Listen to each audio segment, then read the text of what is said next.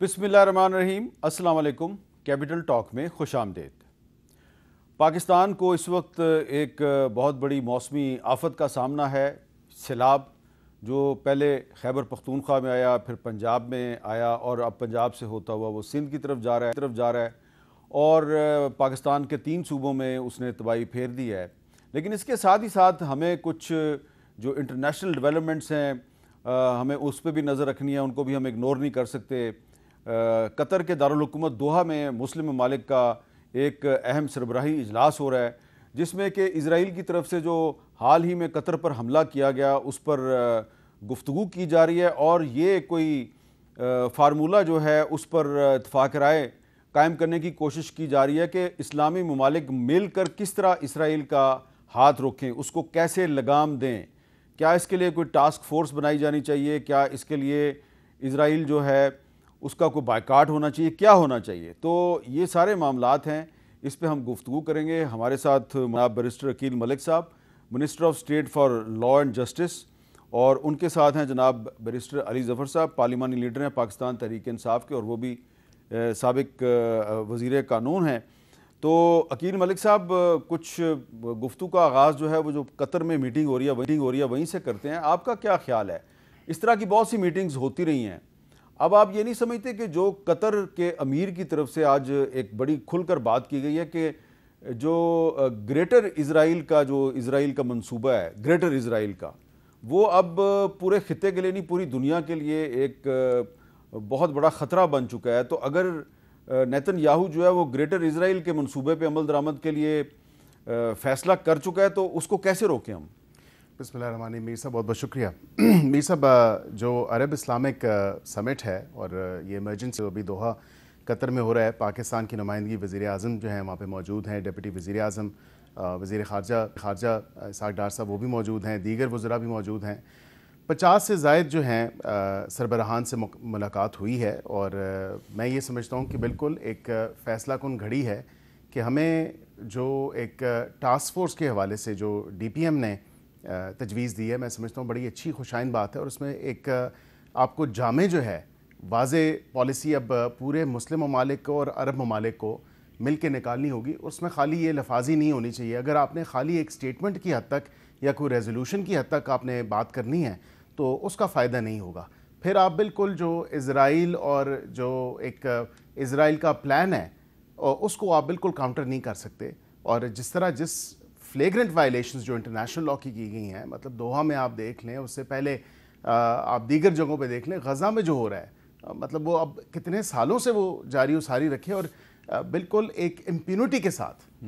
उनको कोई किसी किस्म की कोई ना तो उनको नदामत है, ना शर्म है, ना ही अफसोस है, ना ही वो इस चीज़ को रोकना चाहते हैं, बल्कि इफ़ एनीथिंग वो इस चीज़ को प्रमोट भी करते हैं और इसके साथ साथ वो जस्टिफाई भी करते हैं। तो उनके अब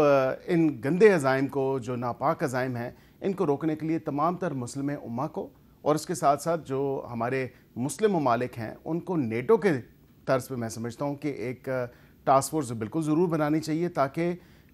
जो प्रोटेक्शन है ऑफ द मुस्लिम वर्ल्ड, जो एनलार्ज मुस्लिम वर्ल्ड की प्रोटेक्शन है, उसको हम इंश्योर कर सकें कानून और आइन के मुताबिक। अच्छा अली ज़फ़र साहब, ये बताइए कि इंटरनेशनल लॉ की रोशनी में क्या ये जो मुस्लिम ममालिक का सरबराही इजलास है, ये कोई अमली कदम उठा सकता है इज़राइल की जो यूनाइटेड नेशंस की मेंबरशिप है उसको कैंसिल करने के लिए, मुअत्तल करने के लिए कोई अमली कदम उठा सकता है? जी देखें, जहाँ तक इज़राइल जो कर रहा है, ये तो उन्होंने जब से इज़राइल बना, आप अगर देखें तो छोटा सा था बिल्कुल। अगर आप मैप पे देखेंगे, आहिस्ता आहिस्ता उन्होंने एक्सपेंड किया और करते करते अब वो फ़लस्तीन छोटा हो गया है और जो इज़राइल की एक्सपेंशन है वो ज़्यादा है, लेकिन उन्होंने रुकना वहाँ तक नहीं। अब तो जाहिर कर दिया है उन्होंने कि हमने अपने आप को एक्सपेंड करना है, हमने एक ग्रेटर इज़राइल बनाना है। अब बैनुल-अक़वामी कानून तो बड़ा वाज़ेह है कि जिस किस्म की हरकत कर रहा है इज़राइल, ये बिल्कुल उसके ख़िलाफ़ है, हर असूल के ख़िलाफ़ है, कोई इजाज़त नहीं उनको करेंगे। इसके लिए इस किस्म की जब कोई रोग स्टेट हो, बदमाश स्टेट हो और वो अपनी ताकत के ज़रिए ایکسپینڈ کرنے کی کوشش کر رہا ہو, بڑھانے کی کوشش کر رہا ہو اپنی ٹیریٹریز, تو بین الاقوامی قانون نے تو ایک یونائٹڈ نیشنز بنایا تھا, اور یونائٹڈ نیشنز میں یہ امید تھی کہ وہ اس قسم کی حرکت کو روکے گا, لیکن ہم نے دیکھا کہ بار بار وہ ناکام رہا, صرف قراردادیں پیش کرتے رہے, لیکن اصل میں جس کا مرضی تھی, جس کی طاقت تھی, وہ اپنا اس طاقت کا استعمال کر کے جو بھی خلاف قانون کے خلاف کرنا تھا کرتی رہی, اور اسرائیل اس کا پرائم اگزامپل ہے. اب جب ایسی حرکت ہو جائے, ایسی بات ہو جائے جہاں یونائٹڈ نیشنز بالکل اس کے پاس کوئی جواب ہی نہیں ہے, جب وہ ناکام ہے, تو پھر آپ کو بین الاقوامی قانون کو ذرا سائڈ پہ کرنا پڑتا ہے. اس قسم کی سچویشن میں پھر آپ کو بھی اپنی وہی اقدامات اٹھانے پڑتے ہیں جو قانون سے بالا تر ہیں اپنی دفاع کے لیے. مسئلہ یہ ہے کہ ہماری جو مسلم امہ ہے وہ بالکل اس میں ناکام رہی ہے آج تک کہ کسی قسم کی ایک کاؤنٹر اسٹریٹجی بنا سکیں. جو قطر ہے, قطر نے کوشش کی کہ وہ بھی ایک طرح سے ایک نیوٹرل ملک رہے, وہ سوئٹزرلینڈ کی طرح بن جائے, جہاں انہوں نے الجزیرہ بھی بنایا, جہاں انہوں نے جب بھی کوئی اس قسم کی جھگڑے ہوئے جیسا افغانستان کا, انہوں نے وہاں جا کے تو کہا کہ آپ ہمارے پاس آئیں اور یہاں مذاکرات کریں. تو یہ جو مذاکرات کرتے ہوئے لوگ آئے, مذاکرات کے لیے آئے, وہ ان کے پاس ایک سیفٹی تھی کہ ہم دوسرے ملک میں بیٹھے ہیں, لیکن اس پہ بھی حملہ کر دیا اسرائیل نے, اور دھندناتے پھر رہے ہیں کہ ہم تو ہولوکاسٹ کا بدلہ لے رہے ہیں, جبکہ خود وہ ہولوکاسٹ کر رہے ہیں. خود جب وہ کر رہے ہیں, ایک ایڈیکیشن کر رہے ہیں, ختم کرنے کی کوشش کر رہے ہیں فلسطینیوں کو, تو اس سچویشن میں اب وقت آ گیا ہے کہ اگر مسلم امہ کی جو یہ آئیڈیا ہے ٹاسک فورس کا, یہ ٹاسک فورس کا آئیڈیا ایکچولی ٹاسک فورس کا غلط ہے میرا خیال ہے لفظ. یہ اس کے لیے آپ کو ایک فورس بنانی پڑے گی, ایک دفاعی فورس جو کہ ایک معاہدہ کرے, اور وہ ساری جو مسلم امہ ہے اس میں حصہ ڈالیں, اور معاہدہ یہ ہو کہ اگر کسی بھی ملک میں, کسی بھی مسلم ملک میں کسی بھی جگہ پہ اسرائیل کوئی حملہ کرتا ہے یا اپنے آپ کو ایکسپینڈ کرنے کی کوشش کرتا ہے, تو پھر یہ سارے ملکوں کی جو ٹاسک فورس ہے وہ پھر اس سے مقابلہ کرے گی. اس قسم کی تھریٹ, اس قسم کی جو ایک کارروائی ہے وہی روک سکتی ہے. یونائٹڈ نیشنز میں وہاں سے جا کے کوئی کارروائی کرنا وہ پاسبل ہی نہیں ہے, کیونکہ ہر بات امریکہ جو ہے وہ اس کو ایک طرح سے ختم کر دیتا ہے کسی بھی قرارداد کو اپنا ویٹو رائٹ ایکسرسائز کر کے. ان کے پاس ویٹو کی طاقت ہے, وہ ہر جگہ ویٹو کر دیتے ہیں, تو یونائٹڈ نیشنز میں کسی قسم کی کارروائی نہیں ہو سکتی. تو اس لیے میں کہتا ہوں کہ یونائٹڈ نیشن سے باہر رہ کے مسلم ممالک جو ہیں اگر ایک بار اکٹھے ہو جائیں اور اس چیز پہ اپنا فیصلہ کر لیں, تو پھر ایک بہت بڑا ایک طرح سے رکاوٹ ہو سکتی ہے اسرائیل کی ایکسپینشنسٹ ٹینڈنسیز کے اگینسٹ. اچھا عقیل ملک صاحب, یہ جو ایشو ہے, اس ایشو میں ایک بہت بڑا جو ایک رکاوٹ نظر آتی ہے وہ یہ ہے کہ کچھ مسلم ممالک جن میں زیادہ تعداد عرب ممالک کی ہے, ان کے تو ابھی بھی اسرائیل کے ساتھ سفارتی تعلقات ہیں. تو ایک طرف ہم کہہ رہے ہیں جی کہ ہم ایک ٹاسک فورس بنائیں یا ایک فوج بنائیں, مشترکہ فوج OIC کے ممبر ممالک کی, جو کہ فلسطینیوں کی بھی حمایت کرے اور بوقت ضرورت کسی بھی خطے میں مسلمان جو ہیں اگر ان پہ مشکل وقت آتا ہے تو ان کی مدد کرے. لیکن جب تک یہ عرب ممالک جن کے سفارتی تعلقات ہیں اسرائیل کے ساتھ, آپ یہ ختم نہیں کرتے تو فوج کیسے بنے گی آپ کی؟ دیکھیں, بڑی آپ نے ایک پرٹیننٹ جو ہے چیز پہ روشنی ڈالی ہے. میں سمجھتا ہوں جو ابراہم اکارڈز ہیں فی الوقت ان کو رائٹ اوے جب یہ قطر پہ حملہ ہوا اسرائیل کی طرف سے تو اس کو فی الفور سسپینڈ کرنا چاہیے تھا, اور ود دا وارننگ کہ ہم آپ کے ساتھ جن ملکوں نے اس کے ساتھ ابراہم اکارڈز کو سائن کیا ہے یا سفارتی تعلقات بنائے ہیں, تو ان کو بالکل چاہیے کہ وہ ممالک جو عرب ممالک ہیں وہ بالکل باشمول کئی ایسے GCC کی کنٹریز ہیں جن کے ابراہم اکارڈز پہ سگنیچرز بھی ہیں, جنہوں نے اس کو ڈپلومیٹکلی ایکسیپٹ بھی کیا ہے, سفارتی تعلقات بھی ہیں, فلائٹس بھی جاتی ہیں. تو اس حوالے سے ان کو بالکل اس کو سسپینڈ کرنا چاہیے فی الفور, اور ود اے وارننگ کہ یہ بالکل ختم ہو جائے گا اگر آپ نے کسی بھی مسلم ملک پہ یا کسی عرب ممالک میں سے کسی ملک پہ آپ نے اگر دوبارہ یہ ایسی گھنونی حرکت کی اور اس کے لیے ان سے معافی منگوانا، کیونکہ ایک معافی کا ایلیمنٹ بھی ضروری ہے، کیونکہ ورنہ ہی تو امپیونٹی تو کے ساتھ وہ آلریڈی کر رہے ہیں، لیکن ان کو یہ جب تک باور نہیں کروایا جائے گا کہ آپ اس طرح علی اعلان انٹرنیشنل لاء کی وائلیشن یا جو انٹرنیشنل کسٹمری لاء کی وائلیشن ہے، جو نارمز ہیں، ان کو بالکل آپ کوئی بروئے کار نہ لائیں، ان کی تمام تر خلاف ورزیوں میں جا کے آپ کسی بھی ملک پہ چڑھائی کر دیں، کسی بھی ملک پہ جب آپ کا دل چاہے حملہ کر دیں، تو ایسا نہیں ہو سکتا۔ اس دنیا میں اگر رہنا ہے تو ایک رول بیسڈ آرڈر جو ہے اس کے ساتھ اپنے آپ کو منسلک کرنا وہ ضروری ہے۔ علی ظفر صاحب، آپ اتفاق کرتے ہیں کہ اگر آپ نے اسرائیل کا ہاتھ روکنا ہے، اس کو لگام دینی ہے، تو فوری طور پر جو ابراہم اکارڈ ہے اس کو سسپینڈ کرنا پڑے گا، اور اس کے تحت جو سفارتی تعلقات قائم کیے ہیں کچھ مسلم ممالک نے اسرائیل کے ساتھ، ان کو بھی ختم کرنا ہوگا؟ میں تو کہوں گا یہ کم از کم یہ سٹیپ ہے، یہ قدم جو ہے یہ تو کم از کم قدم ہے، لیکن اس سے آگے بڑھنا پڑے گا اگر آپ نے بات چیت سے آگے جانا ہے، گفتگو سے آگے جانا ہے، ریزولوشنز سے آگے جانا ہے۔ اگر صرف بات چیت کرنی ہے، آپ نے کہنا ہے کہ ہم کنڈیم کرتے ہیں اور احتجاج کرتے ہیں اپنے اپنے ممالک میں،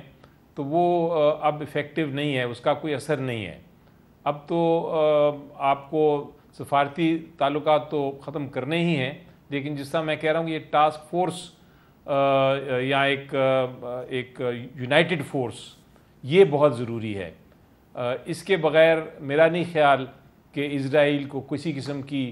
خدشہ ہے یا وہ رکے گا، وہ اپنے مقصد پہ گامزن ہے، وہ چلتے رہیں گے، ان کو کوئی فکر نہیں ہے۔ علی ظفر صاحب، ایک اہم ڈیولپمنٹ یہ ہے آپ کی گفتگو کے بعد کہ پاکستان کی حکومت اور اپوزیشن دونوں کا اس بات پہ اتفاق رائے ہے کہ جن ممالک کے مسلم ممالک کے اسرائیل کے ساتھ سفارتی تعلقات ہیں ان کو سسپینڈ کر دیا جائے، اور ابراہم اکارڈ کو بھی سسپینڈ کر دیا جائے۔ یہ تو ایک بہت بڑی ڈیولپمنٹ ہو گئی ہے۔ یہ دیکھیں، میرا خیال ہے یہ اس پہ تو پورا اتفاق ہر ایک کا ہونا چاہیے، کیونکہ یہ تو ایک پہلی سٹیپ ہے، منیمم سٹیپ ہے، اور یہ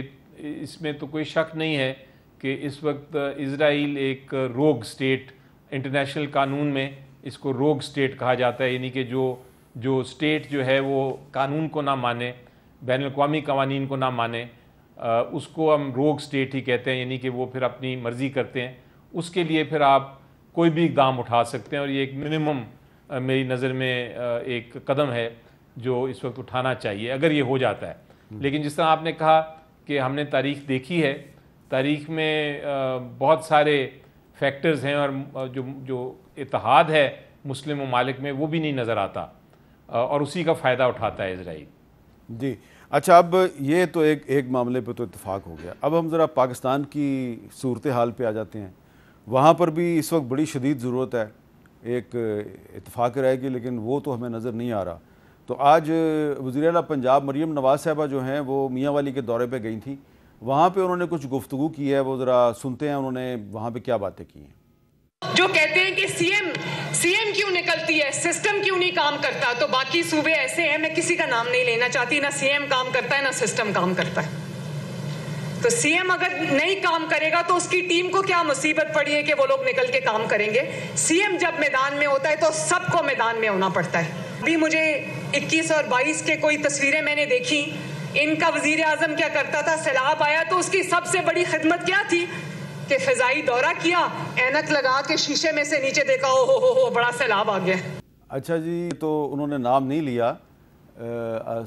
لیکن انہوں نے کہا کہ دوسرے صوبوں کے سی ایم کام نہیں کرتے۔ تو ایک صوبہ خیبر پختونخوا ہے، اس کے سی ایم نے آج ایک کام کر دیا ہے۔ وہ کیا کام کیا ذرا سنیں، انہوں نے کیا اعلان کیا ہے۔ پولیٹیکل کمیٹی نے فیصلہ کیا 27 تاریخ کو انشاءاللہ پشاور میں انشاءاللہ بہت بڑا جلسہ۔ گنڈاپور صاحب بڑے عرصے بعد آئے ہیں ملاقات کے لیے۔ سلام آئے تھے نا ہمیں بھائی، ملاقات نہیں چھوڑنے کی وجہ جو ہے وہ یہ ہے بیسیکلی کہ یہ چاہتے ہیں کہ پارٹی میں تقسیم ہو، پارٹی کمزور ہو، اور اس کے ساتھ پھر ہمارے لوگ بھی کچھ بیوقوف بن جاتے ہیں۔ تو علی مین گنڈاپور صاحب نے 27 ستمبر کو پشاور میں جلسے کا اعلان کر دیا ہے۔ آپ کا کیا خیال ہے عقیل ملک صاحب، یہ کو مناسب ہے؟ ایک سوال جو ہے میرا، اس ایک سوال میں دو سوال ہیں۔ ایک طرف مریم نواز صاحبہ جو ہیں وہ اپنے صوبے کی فکر کریں، وہ مخالفین کو جواب دینا چھوڑ دیں، تو دوسرے صوبوں کا ذکر انہوں نے نام کسی کا نہیں لیا. انہوں نے کہا کہ صرف پنجاب کا سی ایم کام کرتا ہے, باقی کوئی کام نہیں کرتا. میر صاحب انہوں نے کیا غلط کہا؟ مجھے یہ بتائیں کہ جو کام ہوتا ہوا نظر آ رہا ہے آن گراؤنڈ, اور اگر فلڈ کے حوالے سے, سیلاب کی سچویشن کے حوالے سے اگر آپ بات کریں تو واقعتاً سیلاب پہلے جو ہے وہ کے پی کے صوبے کی طرف سے آیا اور پھر آتے ہوئے نیچے آیا. تمام تر معاملہ جب جیسے انفولڈ ہوا وہ آپ نے بھی دیکھا, آپ نے بلکہ وزٹ بھی کیا. آپ نے تو کے پی میں بھی وزٹ کیا اور آپ نے پنجاب میں بھی وزٹ کیا. اب آپ کے اس وزٹ ہی کو سامنے اگر رکھ لیں تو آپ کو فرق تو واضح طور پہ نظر آنا چاہیے, اور نظر آیا بھی ہے. کیونکہ یہ جو جس طرف اشارہ سی ایم صاحبہ نے کیا تو بالکل انہوں نے بات درست کی ہے. انہوں نے یہی کہا ہے کہ جب اپنی عوام کا دکھ درد یا اپنی عوام کے اوپر جو ایک ایسی آفت آئی, اس میں عوامی نمائندے کہاں پہ تھے؟ آپ مجھے بتائیں کہ کے پی میں اگر دیکھیں تو سی ایم صاحب تو کئی روز تک نظر ہی نہیں آئے, نہ انہوں نے کام کیا, نہ کوئی ایسا اقدام اٹھایا جس سے کوئی عوام کو سہولت ہو. ویراز اگر دوسری طرف دیکھیں تو پوری کابینہ باشمول سینئر وزیر پنجاب میں جس طرح وہ کام کر رہے ہیں, اور آپ نے دیکھا ہے کہ جس طرح وہ ڈور ٹو ڈور بھی گئے ہیں, وہاں پہ لوگوں کے بیچ میں جو گاؤں تھے, قصبے تھے, شہر تھے, وہاں پہ شاید آپ نے پی ٹی آئی کے سیکرٹری جنرل سلمان اکرم راجہ صاحب کو دیکھا ہو, وہ بھی سیلاب زدہ علاقوں کا دورہ کر رہے ہیں. آج انہوں نے میرے خیال سے اسمبلی کا دورہ کیا ہے. البتہ نہیں, میں دیکھیں میں یہ سمجھتا ہوں کہ جس صوبے کا چیف منسٹر ہو اس کی زیادہ ذمہ داری عائد ہوتی ہے اس پہ, اور یہ بالکل علی امین گنڈاپور صاحب کو بجائے اس کے کہ اس پہ سیاست کرتے, میں سمجھتا ہوں کہ بہتر ہوتا کہ جب وقت تھا تو ان کو اپنے صوبے کی عوام کے ساتھ ان کے دکھ درد میں ہونا چاہیے تھا.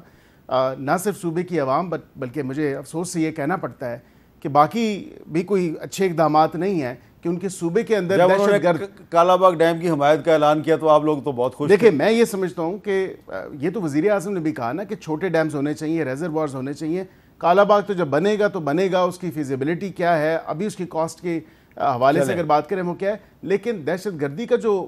تمام تر واقعات ہیں, جو معاملات ہیں, اس پہ بھی سی ایم کے پی کے جو ہیں کہیں نظر نہیں آ رہے. آپ کو ان کے دیکھیں نا صوبے کے اندر, آپ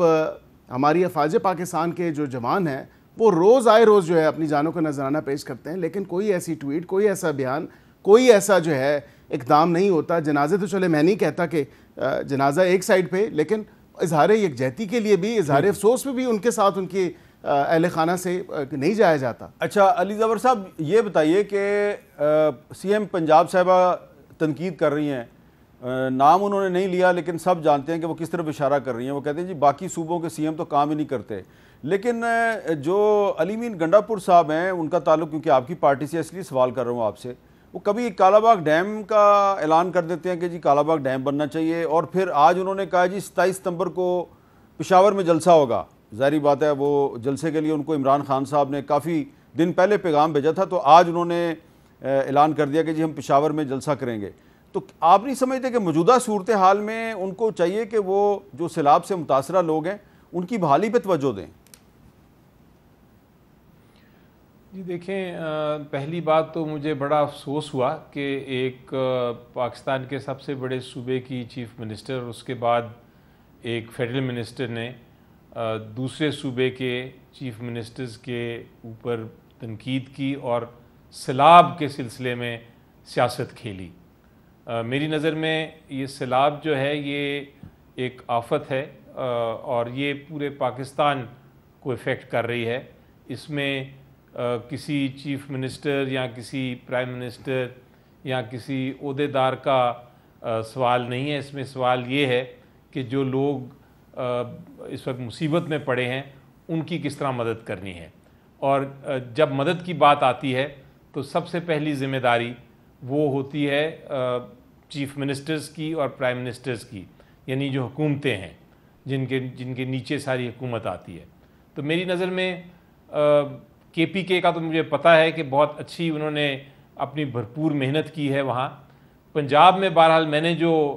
وزٹس کیے ہیں, میں ذکر نہیں کرنا چاہتا تھا لیکن چونکہ یہ ایشو آ گیا سامنے تو مجھے نظر آیا کئی جگہ پہ کام ہوا ضرور, کئی جگہ پہ مجھے نظر آیا کہ بالکل لوگوں کو چھوڑ دیا گیا ہے اور ان کی کوئی مدد نہیں ہو رہی, اور لوگ خود ہی والنٹیرلی, چونکہ ہماری ایک پاکستانی ہونے کی حیثیت سے ہمیں عادت ہے اپنے آپ کو اپنے خود مدد کرنے کی لوگوں کی, تو لوگ والنٹیرلی مدد کر رہے ہیں, حکومت کا اس میں کوئی ہاتھ نہیں ہے. تو اس لیے میں سمجھتا ہوں کہ یہ پہلی بات تو یہ چیف منسٹر کی سٹیٹمنٹس, اس قسم کی سٹیٹمنٹس, اس قسم کی سچویشن جہاں سیلاب ہے, جہاں سب نے مل کے کام کرنا ہے, اس میں بہت ایک غلط سٹیٹمنٹ ہے. اور دوسری بات یہ ہے کہ اگر آپ آئین پڑھیں اور قانون کو دیکھیں تو ایک چیف منسٹر جب دوسرے چیف منسٹرز کی کارکردگی پہ کوئی تنقید کرتے ہیں تو یہ پھر ایک ڈسکوالیفیکیشن ہے, یہ ایک مس کانڈکٹ ہے, یہ کوڈ آف کانڈکٹ کے خلاف ہے. یہ آئین کے آرٹیکل 62 نافذ ہو سکتا ہے, آپ ڈسکوالیفائی ہو سکتے ہیں کیونکہ آپ ایک طرح سے فیڈریشن کو کمزور کر رہے ہیں, آپ صوبوں کو لڑانے کی کوشش کر رہے ہیں. وہ بھی الیکٹڈ چیف منسٹر ہیں, آپ بھی الیکٹڈ چیف منسٹرز ہیں. آپ اپنی کام کریں اور اپنی کارکردگی کی بات ضرور کریں کہ میں نے بڑا اچھا کام کیا یا نہیں, لیکن دوسرے صوبے پہ تنقید کرنا بالکل درست نہیں ہے. اچھا, اب جہاں تک آپ کا سوال تھا کہ کیوں ہم کر رہے ہیں جلسہ, جی آج بھی میری ملاقات ہوئی, ابھی میں وہاں سے ہی آ رہا ہوں خان صاحب سے مل کے, اور وہاں انہوں نے یہ بڑا بار بار پہلے بھی کہا اور آج بھی کہا کہ اس کی ڈیٹ اناؤنس کریں. ہم انتظار کر رہے تھے کہ سیلاب کا وجہ سے ہم نے پہلے ڈیلے کیا, لیکن اب چونکہ وقت آ گیا ہے اور کافی وقت ہو گیا ہے تو ڈیٹ اناؤنس کریں, اور ڈیٹ ایسی اناؤنس کریں جو کہ آپ کو منظور ہو, یعنی کہ KPK کی جو کابینہ ہے وہ فیصلہ کرے اس کا. وہ فیصلہ آ گیا ہے, میرا خیال اناؤنس کر دیا ہے آج تاریخ ڈیالہ کے باہر گڈا پور صاحب نے. تو اب اس پہ ایک بہت بڑا جلسہ ہوگا, اور میرا خیال ہے یہ کہنا کہ جلسہ نہ کریں آپ کیونکہ سیلاب ہے یہ درست نہیں, اسے کوئی دونوں کا چیزوں کا تعلق نہیں. جلسہ تو ایک ہم صرف KPK میں کر سکتے ہیں تو ہم ضرور کریں گے. باقی جہاں تک سیلاب کا ہے, بالکل ذمہ داری ہے ہر حکومت کی کہ وہ مدد کرے اور اس کی ریہیبلیٹیشن کرے, وہ کام بھی اپنی جگہ جاری رہے گا. اس جلسے سے وہ کام نہیں رکے گا, اس میں کوئی مداخلت نہیں ہوگی. ٹھیک ہے, تو یہ کہنا کہ آپ نہ کریں میرا خیال ہے درست نہیں. اچھا, مریم نواز صاحبہ نے اپنی جو تقریر ہے آج اس میں یہ بھی کہا ہے کہ جب 2021-22 میں سیلاب آیا تھا تو وزیر اعظم جو وزیر اعظم تھے وہ صرف ہیلی کاپٹر میں ہی فضائی دورے کیا کرتے تھے. اب کیونکہ جو 2021 میں تو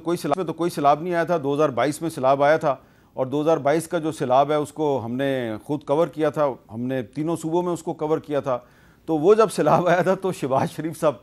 پرائم منسٹر تھے اور انہوں نے فضائی دورے بھی کیے, اس میں کوئی شک نہیں کہ انہوں نے فضائی دورے بھی کیے, لیکن وہ کافی جگہ پہ گراؤنڈ پر بھی ہمیں نظر آئے. بلکہ وہ یونائٹڈ نیشنز کے جو سیکرٹری جنرل ہیں انتونیو گوترس, ان کو بھی سیلاب زدہ علاقوں میں لے کے گئے تھے. تو میرا خیال ہے یہاں پہ ذرا ہمیں ریکارڈ درست کر لینا چاہیے. 2022 میں جب سیلاب آیا تو کون وزیر اعظم تھا؟ شہباز شریف صاحب وزیر اعظم تھے, اور انہوں نے فضائی دورے بھی کیے اور انہوں نے زمینی دورے بھی کیے. ایک وقفہ اور وقفہ ہم بیرسٹر عقیل ملک صاحب سے پوچھتے ہیں کہ یہ جو علی ظفر صاحب نے کہا کہ 27 ستمبر کو پشاور میں جلسہ کرنا تحریک انصاف کا حق ہے, آپ ہمیں جلسہ کرنے سے نہیں روک سکتے, اس پہ ان کا کیا خیال ہے؟ وقفے کے بعد دوبارہ ملتے ہیں.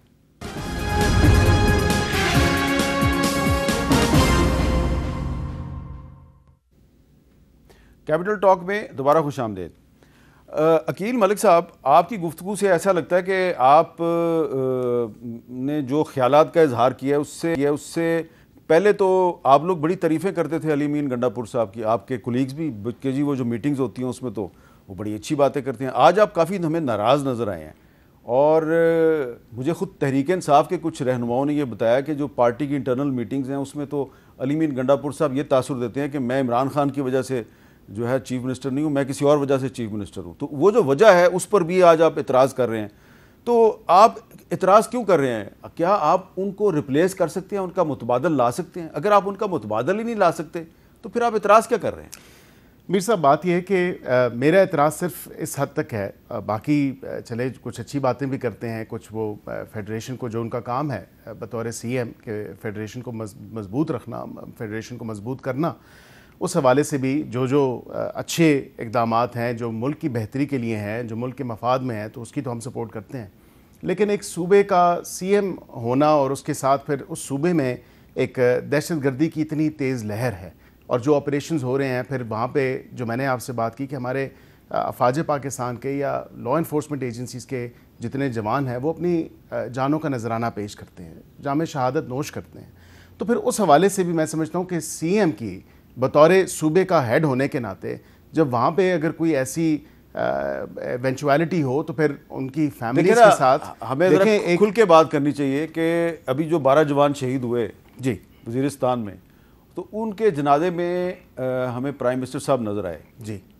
وہاں پہ آپ کا خیال ہے کہ چیف منسٹر کو بھی ہونا چاہیے تھا؟ چیف منسٹر شاید اس لیے نہیں گئے کہ وہاں پرائم منسٹر تھے. نہیں ایسی بات نہیں ہے. دیکھیں یہاں پہ میٹنگز کے لیے آ جاتے ہیں تو یہاں پہ میں سمجھتا ہوں کہ اگر بالفرض کسی اپنی لیکن وہ ایسا لگتا ہے کہ بند کمرے میں پرائم منسٹر کے ساتھ میٹنگ پہ وہ راضی ہیں، لیکن اوپن ایئر میں کسی جنازے میں اگر پرائم منسٹر کے ساتھ نظر آنا ہو تو وہ وہاں پہ راضی نہیں. دیکھیں میں یہ کہتا ہوں، یہ میرا ایک ذاتی میں سمجھتا ہوں کہ یہ اس کو ایک میرا پرسنل اوپینین کہہ لیں، ایک ذاتی ویو ہے. جنازے میں اگر وہ شریک نہیں بھی ہوئے تو پھر کم از کم اس کے بعد جو ہے ان کی تعزیت کے لیے یا ایک ان کے ساتھ اظہار یکجہتی کے لیے ان کو ضرور جانا چاہیے ان شہداء کی فیملی کے گھر، اور وہاں پہ ان کے ساتھ بیٹھ کے، کیونکہ آپ ایک صوبے کے سی ایم ہیں تو آپ پہ زیادہ ذمہ داری عائد ہوتی ہے. اچھا علی ظفر صاحب، اس پہ آپ کیا کہیں گے کہ جو علی مین گنڈا پور صاحب ہیں، وہ جو بند کمرے کا اجلاس ہوتا ہے اس میں تو وہ پرائم منسٹر سے بھی ملتے ہیں، آرمی چیف کو بھی ملتے ہیں، لیکن اگر کہیں پہ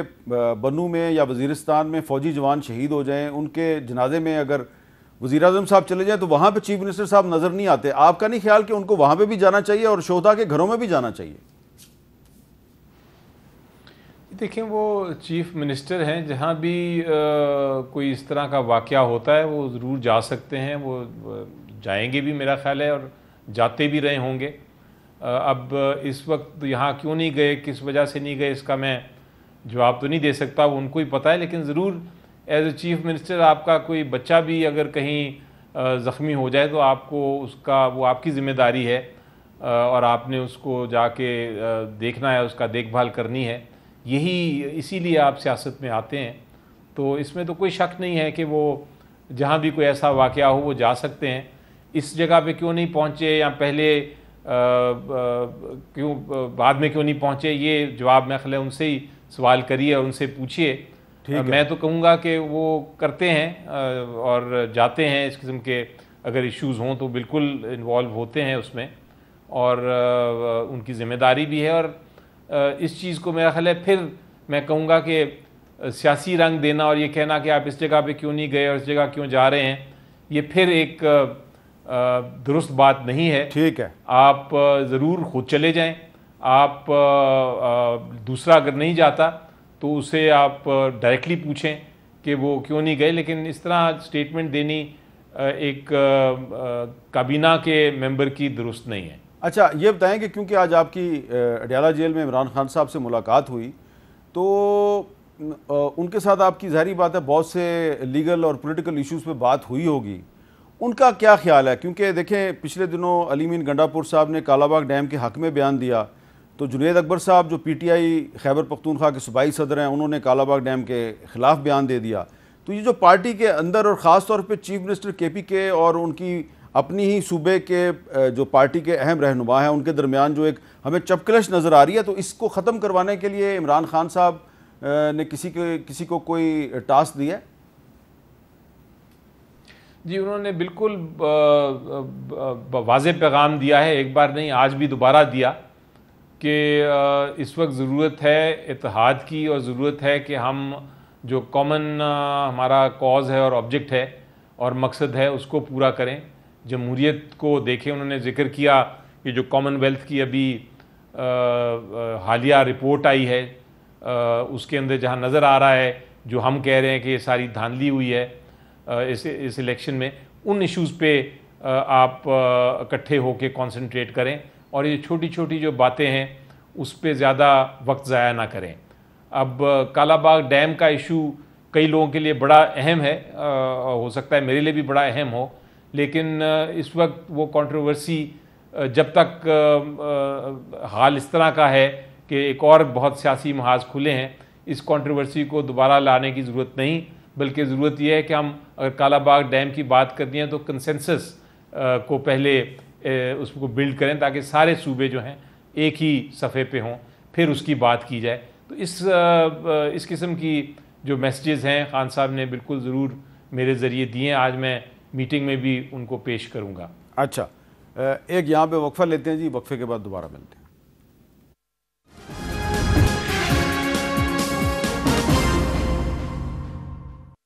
کیپٹل ٹاک میں دوبارہ خوش آمدید۔ 27 ستمبر کو پاکستان تحریک انصاف پشاور میں بہت بڑا جلسہ کر رہی ہے اور جلسے کا اعلان جو ہے وہ آج علی مین گنڈا پور صاحب نے کیا ہے اور اعلان بھی انہوں نے کیا ہے اڈیالہ جیل کے باہر۔ اس سے پہلے بھی تحریک انصاف کافی جلسے کر چکی ہے، ریلیاں بھی کر چکی ہے، جلوس بھی نکال چکی ہے اور اس میں علی مین گنڈا پور صاحب کا بڑا اہم کردار تھا۔ ماضی میں وہ کیا کچھ کہتے رہے، ذرا سنیے۔ 1 سے 2 ہفتے میں قانونی طور پر عمران خان رہا نہ ہوا تو خدا کی قسم ہم عمران خان کو بھی خود رہا کریں گے۔ عمران خان جلد ہمارے درمیان ہوگا۔ آج عمران خان جیل میں فیصلہ کن جنگ کا وقت قریب ہے۔ اس دفعہ ہم نکلیں گے تو اپنے گھروں میں ہم بتا کے نکلیں گے کہ اگر ہم واپس نہ آئیں تو بس ٹھیک ہے، پھر ہمارے جنازے پڑھ لینا۔ نومبر کے مہینے میں عمران خان ہمیں کال دینے والا ہے۔ ہم تب تک واپس نہیں آئیں گے جب تک ہم عمران خان کو رہا نہیں کریں گے۔ اور یہ فائنل کال ایسے ہوگی کہ میرے خیال میں اب سر پہ کفن باندھ کے ہم نکلیں گے۔ یہ تحریک جو دوبارہ اب شروع ہونے لگی ہے، اس تحریک کے اندر آر یا پار ہوگا کہ اب اگر ہمیں گولیاں ماریں گے، پچھلی دفعہ ہم نے گولیاں کھائیں، ہم نہتے تھے، اس دفعہ ہم ہتھیار لے کے آئیں گے۔ بھائی سن لو فیصلہ کرنے والوں کہ آج سے 90 دن شروع ہو گئے ہیں اور 90 دن کے بعد 91 دن یا تو ہم نہیں یا پھر تم نہیں، یا ہم سیاست چھوڑیں گے اور یا عمران خان کو رہا کروائیں گے۔ عقیل ملک صاحب، ایسا لگتا ہے کہ وہ جو ایک محاذرائی کی سیاست ہے وہ دوبارہ لوٹ رہی ہے۔ اس وقت سیلاب بھی ہے اور محاذرائی کی سیاست جو ہے وہ بھی لوٹ رہی ہے۔ تو یہ جو صورتحال ہے، آج علیمہ خان صاحبہ جو ہیں انہوں نے بھی یہ کہا ہے کہ عمران خان صاحب کو ایک اور کیس میں سزا ہونے والی ہے، تو یہ اتنی ایک سزائیں دینے کا کوئی فائدہ تو نہیں ہو رہا حکومت کو، یا کوئی ہوا ہے فائدہ تو وہ بتا دیں۔ میر صاحب، کوئی ناجائز سزا تو نہیں ہے، یا کوئی قانون یا آئین سے بالاتر ہو کے یا اس فریم ورک سے باہر نکل کے تو کوئی سزا نہیں ہے نا۔ وہ تمام تر سزائیں وہ ہیں ان کیسز کی، توشہ خانہ 1 ہو گیا، 2 ہو گیا، 190 ملین پاؤنڈ کا القادر ٹرسٹ کیس ہو گیا، دیگر کیسز ہو گئے۔ 9 مئی کے حوالے سے چیزیں چل رہی ہیں۔ مطلب میں بڑی کلیئرٹی کے ساتھ آپ کو یہ بتاؤں کہ کوئی چیز ماورائے آئین اور قانون نہیں ہو رہی۔ Within the legal framework یا within the 4 corners of law ہی تمام تر جو کیسز ہیں وہ پروسیڈ کر رہے ہیں، اور یہ بھی نہیں ہے کہ کسی کو کوئی فیئر ٹرائل کے تقاضے جو ہیں وہ پورے نہیں ہو رہے یا ڈیو پروسیس پورا نہیں ہو رہا۔ یہ تمام تر چیزیں ہو رہی ہیں۔ جو آپ نے بات کی یہ اپنے کلپس چلا کے، تو میں سمجھتا ہوں کہ یہ پہلے بھی آپ نے دیکھا ہے کہ جس طرح کی بیان بازی پہلے بھی ہوتی رہی ہے۔ یہ اس حوالے نہیں، سے وہ آپ کہہ رہے تھے نا کہ پہلے وہ علی ظفر صاحب کہہ رہے تھے کہ سی ایم کو ایسی گفتگو نہیں کرنی چاہیے، تو آپ کا کیا خیال ہے کہ آپ کی سی ایم جو ہے پنجاب والی وہ جیسی مرضی گفتگو کرے تو یہ نہیں کر سکتا؟ نہیں، یہ تو دیکھیں نا، میں یہ سمجھتا ہوں انہوں نے کارکردگی پہ بات کی اور انہوں نے کہا کہ اپنی عوام کو ریلیف فراہم کرنے کے لیے، اپنے صوبے کی عوام کے ساتھ مشکل گھڑی میں کھڑے ہونے کے لیے، یا اس مشکل وقت میں آپ ان کے ساتھ جو آپ کا پایا جانا ہے، ان کے موجود پایا جانا ہے، وہ لیکنگ تھا کے پی سی ایم کے حوالے سے۔ یہ تو کہتے ہیں وہ threats one after the other جو ہے وہ ایک ایمٹی تھریٹس کے حوالے سے ہیں کہ 90 دن میں نہیں تو 91 دن، پھر فائنل کال، پھر مس کال۔ مطلب وہ یہ پچھلے 1.5 سال سے تو یہی چل رہا ہے، اور پارلیمنٹ کے اندر بھی اسی طرح کی گفتگو ہوتی ہے ان کے اراکین کی۔ اچھا علی ظفر صاحب، یہ بتائیں کہ یہ جو 27 ستمبر کا آپ کا جلسہ ہے، اس کی اہمیت کیا ہے؟ کیونکہ اگر علی مین گنڈا پور صاحب نے اس جلسے میں بھی ویسی ہی تقریریں کرنی ہیں کہ چھوڑوں گا نہیں، گولی مار دوں گا، سر پہ کفن باندھ کے آ رہا ہوں، تو اس طرح کی باتیں تو وہ پہلے بھی کرتے رہے ہیں، تو کیا 27 ستمبر کا جلسہ جو ہے وہ صرف ایک عمران خان صاحب کی ایک خواہش پوری کی جا رہی ہے، یا واقعی اس کا کوئی ایسا مقصد ہے کہ تحریک انصاف کچھ کرنا چاہتی ہے؟ جی دیکھیں، جلسہ ہے جس طرح جلسے ہوتے ہیں اور ہونے چاہیے۔ بدقسمتی سے پنجاب میں وہ جلسے ہو نہیں پاتے، کیونکہ جب بھی ہم نے کرنے کی کوشش کی ہے تو لوگ اریسٹ ہو جاتے ہیں اور پکڑے جاتے ہیں، ان کی فیملیز کے خلاف کارروائی شروع ہو جاتی ہے، ان کی ریڈز ہوتے ہیں، ان کے گھر توڑے جاتے ہیں، ان پہ اور تشدد ہوتا ہے۔ تو پنجاب میں یہ پاسبل نہیں تھا، اس لیے یہ فیصلہ کیا گیا کہ کے پی میں چونکہ ہماری حکومت ہے، وہاں کسی قسم کی رکاوٹ نہیں، تو پورے پاکستان سے لوگوں کو دعوت دی ہے تاکہ آ کے ان کو جو خان صاحب کا نیکسٹ پلان ہے وہ بتایا جا سکے کہ وہ کیا آگے چاہتے ہیں کہ قوم کس طرف آگے جائے۔ تو میرا خیال ہے کہ یہ جلسہ ہے، اس میں کوئی اتنی عجیب و غریب بات نہیں ہے۔ حکومت کا مسئلہ یہ ہے کہ حکومت بات بات پہ گھبرا جاتی ہے۔ آج بھی جب اڈیالہ جیل میں یہ توشہ خانہ 2 کا کیس تھا، تو جو وٹنسز جو تھے، جو 2 گواہ آئے، ان پہ جب جرا ہوئی تو اس کے بعد وہ کیس بھی ختم ہو گیا ہے۔ بالکل ختم ہو گیا. جس طرح توشہ خانہ 1 یا جس طرح سائفر کیس تھا یا جس طرح عدت کا کیس تھا, یہ بھی بالکل آج کی کراس ایگزامینیشن جو جرا ہوئی اس کے بعد کیس بے بنیاد ہو گیا, کیونکہ گواہ نے مان لیا کہ جی کوئی جرم نہیں ہوا. تو اس لیے میں کہتا ہوں کہ یہ تھوڑی سی ذرا اس کی تفصیل بتائیں گے, تھوڑی سی تفصیل بتائیں گے, کیونکہ آپ نے کہا کہ گواہ نے مان لیا کوئی جرم نہیں ہوا. کون گواہ تھا اور اس نے کیا مان لیا کہ کوئی جرم نہیں ہوا؟ جی گواہ جو تھا وہ ان کا جو کیس ہے وہ کیس یہ تھا کہ ایک توشہ خانہ کا گفٹ آیا, گفٹ دیا گیا, ایک تحفہ دیا گیا, اور تحفے کو جو اپریزر تھا, جو کسٹمز آفیسر کسٹمز کے تحت جو اپریزر بنا تھا جس نے فیصلہ کرنا تھا کہ اس کی قیمت کیا ہے, اس نے کم قیمت لگائی اور کہا یہ جاتا ہے کہ اس نے عمران خان صاحب کے کہنے پہ کم قیمت لگائی. تو آج اس کو جب جرا کی گئی تو اس نے کہا کہ میرے پاس تو کوئی کاغذ ہی نہیں ہے جس کے اوپر میں نے فیصلہ کیا ہو, یا میرے پاس کوئی ایسا جواز نہیں ہے کہ میں نے یہ جو بات کی تھی. میں تو ایکچولی مجھے انہوں نے پکڑا تھا, مجھے پکڑ کے لے کے آئے تھے اور مجھے کہا تھا کہ تمہیں ہم ملزم ٹھہرائیں گے اگر تم نے معافی نہ مانگی اور یہ الزام نہ لگایا. اور اس کے بعد اس کا یہ کہنا تھا کہ میں نے تو ایک ایک چیز دیکھی اور دیکھنے کے بعد جو قیمت تھی وہ قیمت میں نے لگا دی. تو جب ایک جو ان کا پرائم وٹنس ہے وہ خود کہتا ہے کہ میں نے تو قیمت صحیح لگائی اور یہ کاغذ پہ میں نے باقاعدہ ایک ایک آئٹم کو لکھ کے کیا ڈسکس, تو اس کے بعد یہ الزام لگانا کہ وہ کم قیمت پہ خریدا گیا تھا, یہ آپ کا موقف ہے, ہو جاتا ہے. یہ آپ کا موقف ہے, آپ وکیل ہیں, لیکن جو عمران خان کی بہن ہے علیمہ خان صاحبہ, ان کا کیا موقف ہے, ذرا وہ بھی سن لیں پروگرام کے آخر میں.